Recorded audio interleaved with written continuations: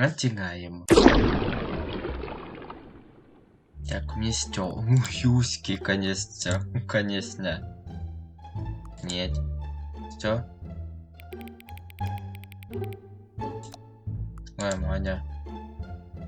А система это? Хорошо. Блять. А если у меня 15? Что? Что, блять? Это вроде как...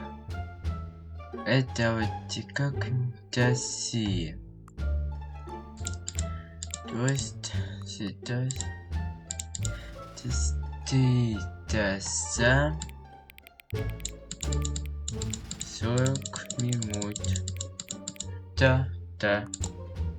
Спасибо. Ой, Маня. Очень все красиво. Так. Аудио. Понятно. This is the story of a man named Stanley. Так.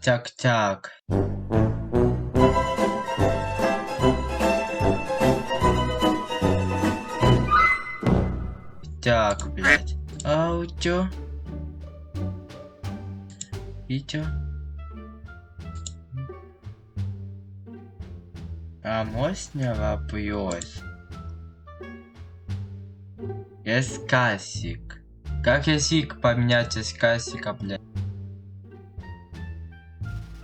Как язык русский. Как мне язык эскасика поменять, блядь? Я русский, вот, русский. Язык эскасика как поменять? Stanley worked for a company in a big building where he was employee number 427. Employee number 427's job was simple. He sat at his desk in room 427 and he pushed buttons on a keyboard. Orders came to him through a monitor on his desk, telling him what buttons to push, how long to push them, and in what order. This is what employee 427 did every day of every month of every year. And although others might have considered it soul-rending, Stanley relished every moment that the orders came in, as though he had been made exactly for this job. And Stanley was happy.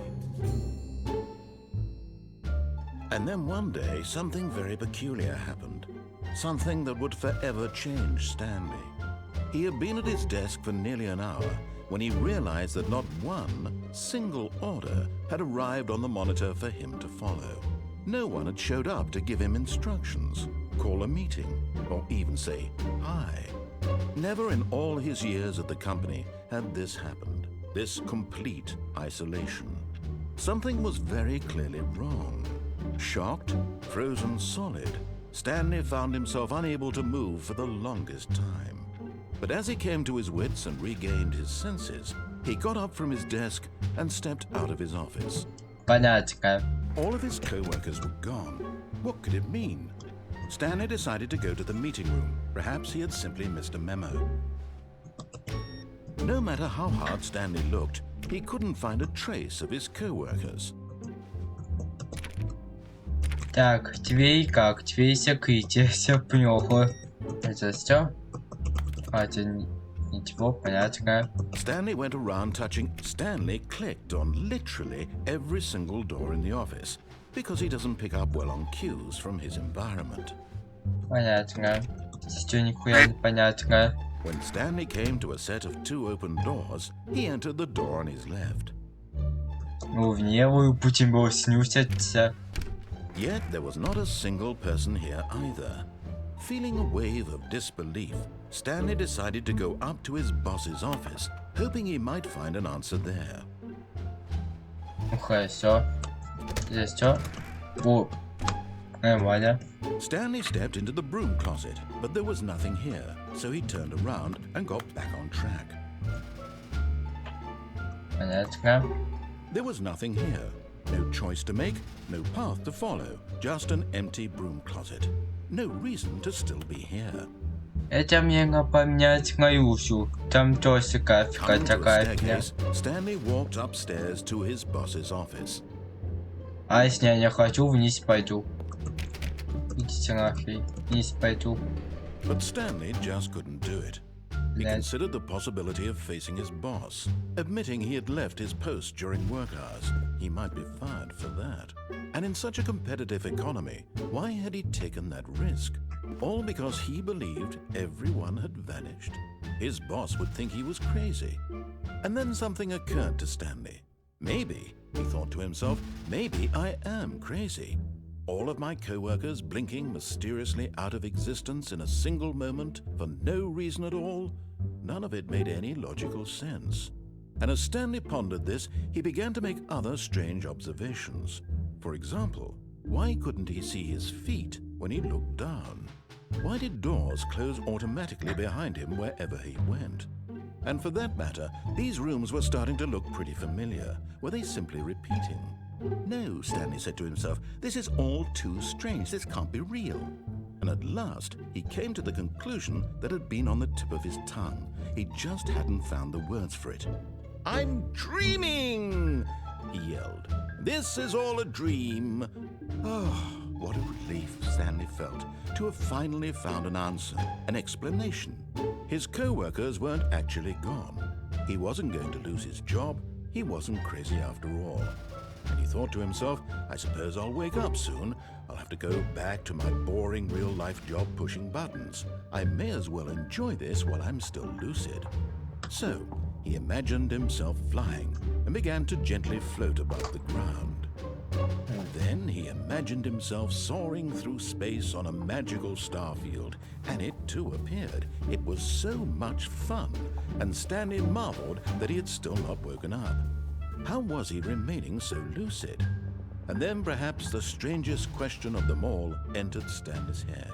One he was amazed he hadn't asked himself sooner. Why is there a voice in my head dictating everything that I'm doing and thinking?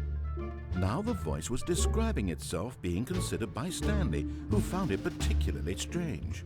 I'm dreaming about a voice describing me, thinking about how it's describing my thoughts, he thought. And while he thought it all very odd and wondered if this voice spoke to all people in their dreams, the truth was that, of course, this was not a dream. How could it be? Was Stanley simply deceiving himself, believing that if he's asleep, he doesn't have to take responsibility for himself? Stanley is as awake right now as he's ever been in his life. Now, hearing the voice speak these words was quite a shock to Stanley. After all, he knew for certain, beyond a doubt, that this was in fact a dream. Did the voice not see him float and make the magical stars just a moment ago? How else would the voice explain all that? This voice was a part of himself too. Surely, if he could just... He would prove it. He would prove that he was in control, that this was a dream. So he closed his eyes gently, and he invited himself to wake up. He felt the cool weight of the blanket on his skin, the press of the mattress on his back, the fresh air of a world outside this one. Let me wake up, he thought to himself. I'm through with this dream. I wish it to be over. Let me go back to my job. Let me continue pushing the buttons. Please, it's all I want. I want my apartment and my wife and my job. All I want is my life exactly the way it's always been. My life is normal. I am normal. Everything will be fine. I am okay.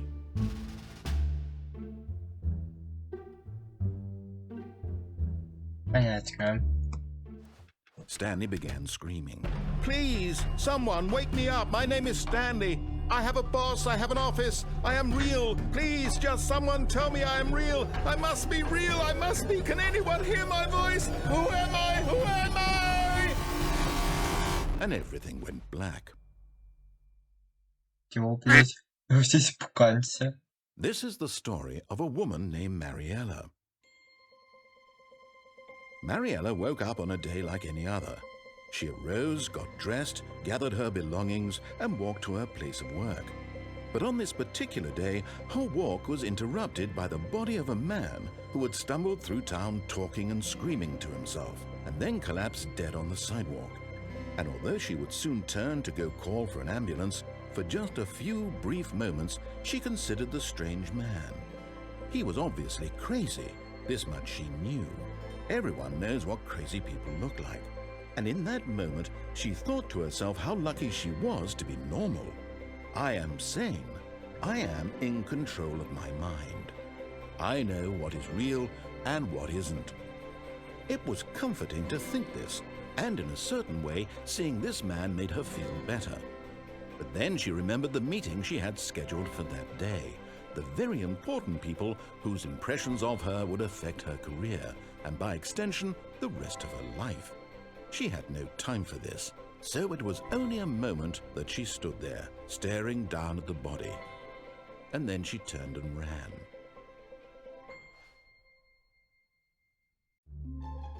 Это все? Когда сможешь заканчивать занятия суждения все прикрыть? All of his co-workers were gone. What could it mean? Все выключать, что хочу. А как туда попасть? У меня какая-то пофига, что? Понятно, не знаю. When Stanley came to a set of two open doors, he entered the door on his left. Все нажимаю, все можно, все, мне ничего не нужно. Yet there was not a single person here either. Как не Feeling a wave обидно. of disbelief, Stanley decided to go up to his boss's office, hoping he might find an answer there. Хорошо. Точно, это все убойное. Oh no, no, not again. I won't be part of this. I'm not going to encourage you. I'm not going to say anything at all. I'm just going to be patient and wait for you to finish whatever it is you enjoy doing so much in this room. Please take your time. Хорошо. Coming to a staircase, Stanley walked upstairs to Давайте his boss's давайте office. наверх. Ничего. Тут все кто-то есть. Что? Что? Это что? Это чего нет? Понятно. Видишь, как все хорошо, все красиво. Это лето, да? Не зима. Это что? Stepping Что into это? his manager's office, Stanley was once again stunned to discover not an indication of any human life.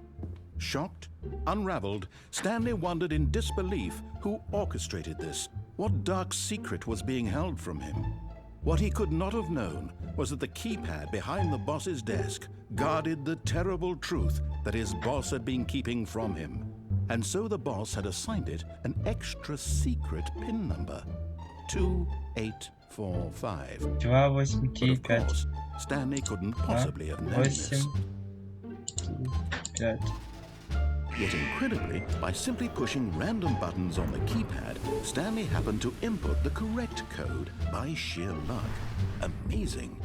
He stepped into the newly opened passageway. Гости потрясающие. Просто великолепно. Просто как тут все красиво. Это коробки, да? Прелестно. Просто охуенно. Великолепно.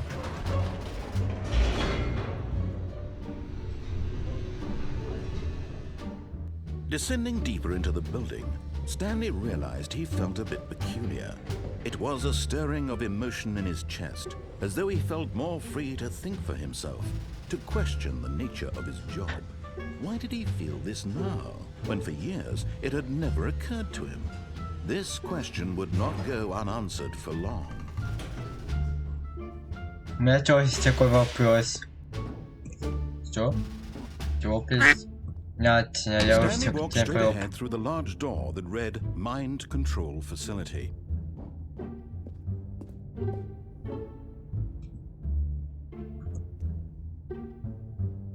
Я хотел правильную концовку.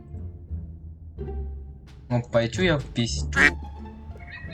О, да, это знак. Although this passageway had the word escape written on it, the truth was that at the end of this hall, Stanley would meet his violent death.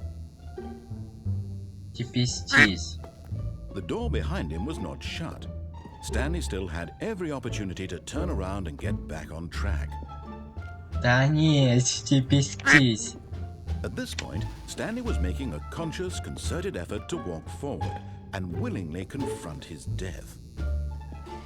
Да. Да. Я захожу.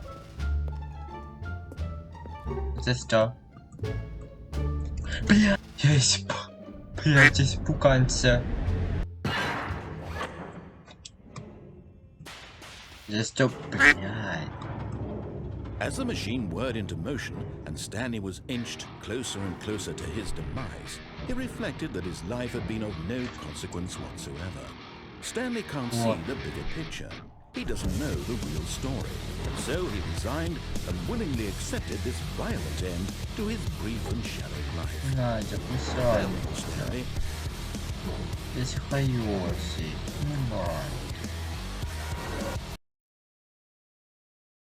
Farewell, Stanley, cried the narrator, as Stanley was led helplessly into the enormous metal jaws.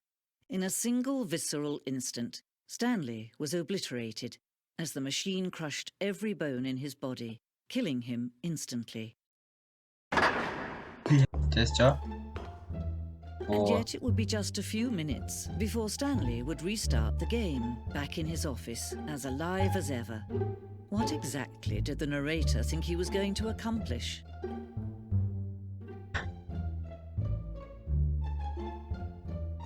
When every path you can walk has been created for you long in advance, death becomes meaningless, making life the same.